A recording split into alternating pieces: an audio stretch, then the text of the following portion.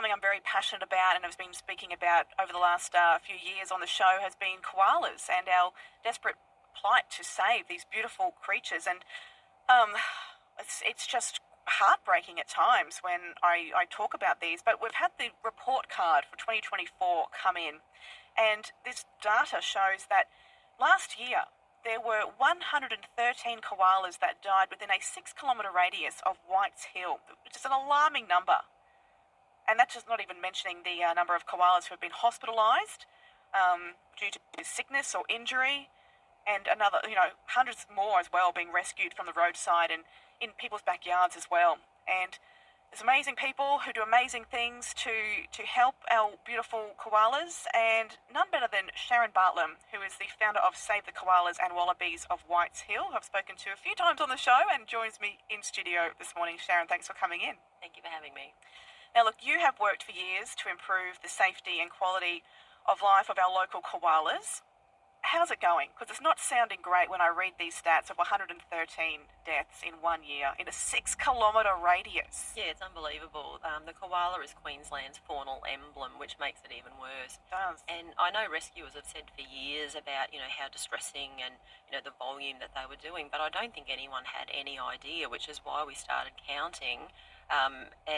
I think people were thinking that 20 would be a high number, certainly 50, but to hit more than 100 is really alarming. And that already we've had 2 die on Boundary Road this year, which is quite, seasonably early. So it's not looking great this year either. It's just horrible. Now, look, Boundary Road, I spoke about that many, 2 years ago perhaps, talking about needing to get the speed limit through the koala conservation area reduced, which was posted at 70 kilometres an hour. We gave it a lot of airtime, spoke to council. It did get reduced down to 60 kilometres, which is a great start. There's now a fence that has been installed. Is this working? Well, 2 have been hit right before the fence just in the last couple of weeks. I think the issue is, koalas have existed for tens of millions of years. They need one thing, and that's trees. And in the last, 100 or so years, we've decimated their trees. There's small patches of habitat. It's very fragmented, and they need to navigate all of these roads. So if we're going to put busy roads through, we really need to, consider the impacts of that and how to mitigate it. Even better, we need to preserve their habitat and corridors. But if we're going to put these roads through, we need to consider how do we have as little impact as possible on them while maintaining our lives. And for such a short stretch of road, even making a 10-kilometre reduction in speed gives people so much extra time to be able to stop. So we believe that it should be overnight between 6 and 6 or 7 and 7. Drop down to 50 and more lights to warn people to slow down, because they slow down initially for the signs that flash, and then they speed up within the next 100 metres or so. Yeah. And look, it's a road that I take every day, twice a day, to and from work, and I'm going there quite early in the morning. It is dark, and it has been there's times when I have spotted a koala on the road. I have to go back and usher it away, because that's all I can do on my way to work. But one thing that I find unbelievable is that there's been hits of koalas where people have just driven off.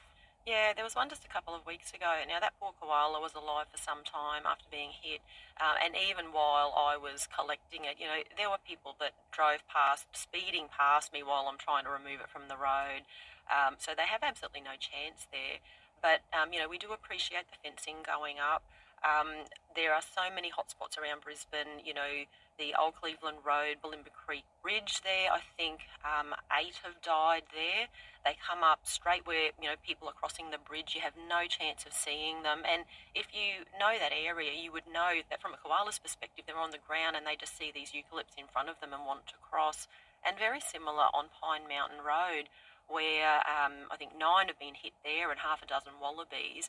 Yet the council is considering privatising part of that, developing it, and there's been all sorts of things like amusement style things going in there.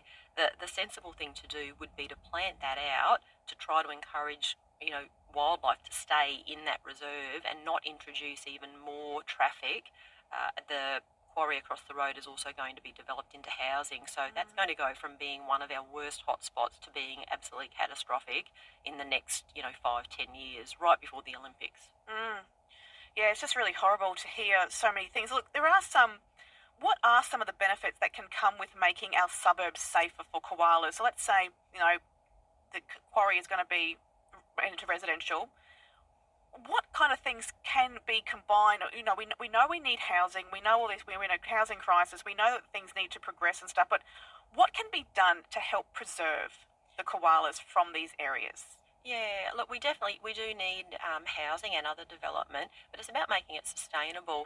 Mm, And we're already heavily developed in our area, but in other suburbs of Brisbane, whole blocks are being decimated. Up at Joyner, Strathpine, Gold Coast. So it's about how do we develop a large development block while still maintaining some habitat for them to walk through. Now, benefiting koalas benefits so many other species. They're considered an umbrella species. So that, helps the greater gliders, animals that nest in the trees.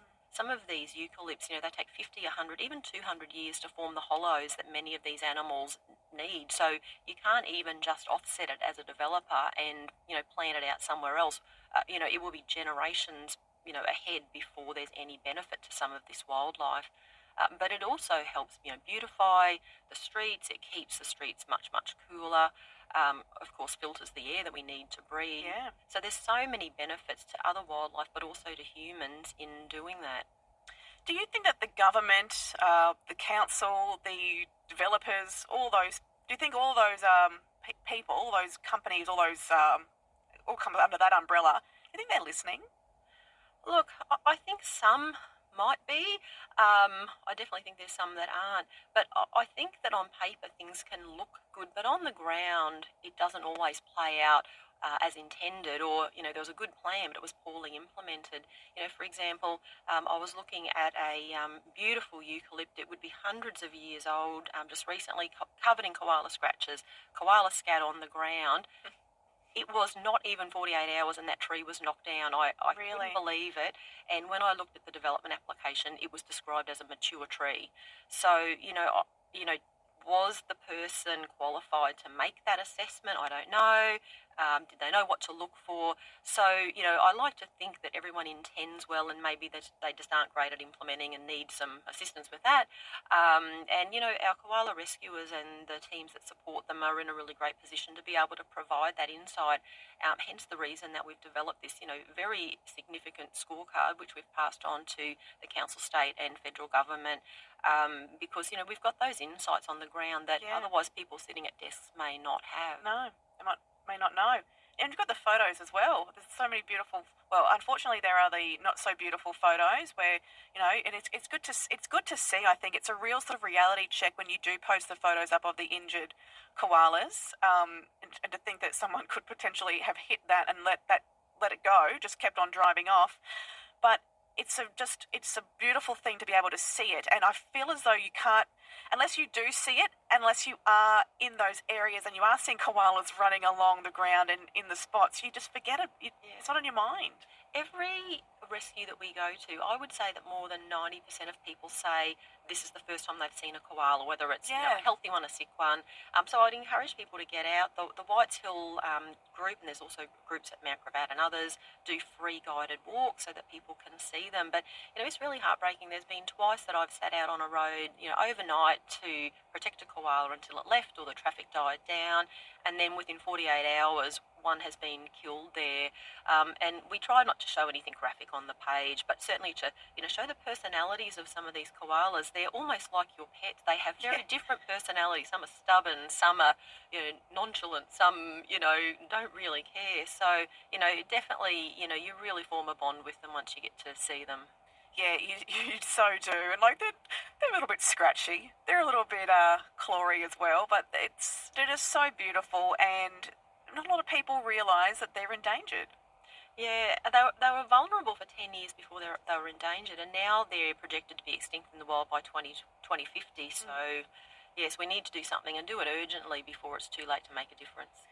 We'll get into what you do saving these wonderful koalas with your group, but we've got a call from Ross from Sunnybank Hills. Ross, you got some thoughts about the koalas? You go to school at Whites Hill. Oh, you went to school at Whites Hill, yeah. That's right. I lived there for 20 odd years, so I know the area fairly well. It's been very frustrating over the years to not be able to comprehend why the Brisbane City Council hasn't permanently fenced some areas off there, particularly along Indus Street, Pine Mountain Road, Boundary Roads, Chataway Street, Carina, etc., to at least corral and save a lot of species there. The problem is abundantly clear, and that is the Brisbane City Council, the Lord Mayor in particular. The Lord Mayor's got incredible discretionary power to do basically whatever he wants. He tells his council and his civic cabinet, sets the agenda for everything. It's completely up to him. He needs to take responsibility for so much of the destruction of Koala habitat. Local environment, habitat itself. And the last thing you want to see is further concentrated development in the area. And we don't have a housing crisis, we've got a population crisis.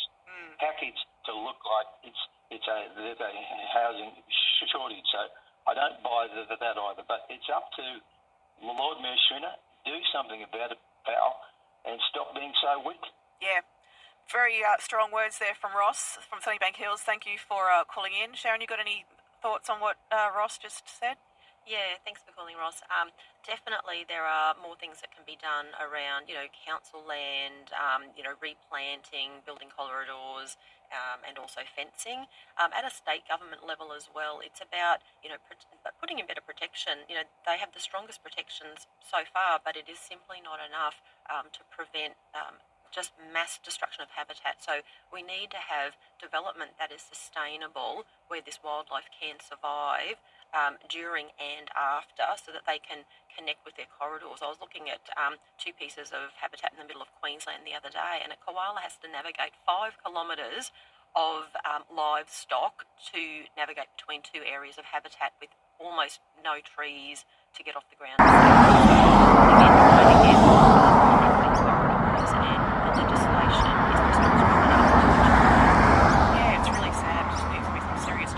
But Sharon, what do you and the team at Save the Koalas and Wallabies of Whites Hill, what do you do?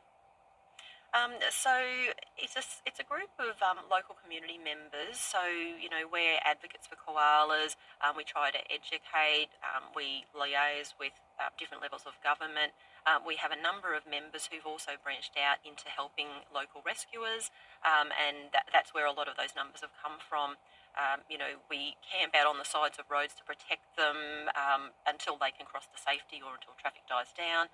And that's actually been so successful that the group is going to formalise into a rescue group supported by one of the local rescuers. So if you'd like to get involved with advocacy, rescue, or just knowing a little bit more about our koalas, please reach out and we'll connect you with the right people. And how can people find you? So we're called Save the Koalas and Wallabies of Whites Hill. It's a page on Facebook. So please message us and we'll reply with whatever detail you'd like. Sometimes people are a bit nervous. They don't really know how to get involved in these sorts of things. Yeah, well, fantastic. Well, thank you so much for coming into the studio today. Thank you for having me. That is Sharon Bartlam from Save the Koalas and Wallabies of Whites Hill. And if you want to join that, or just to be educated and to see what's going on, particularly in this one area, it's great to jump onto the Facebook page and become involved in that.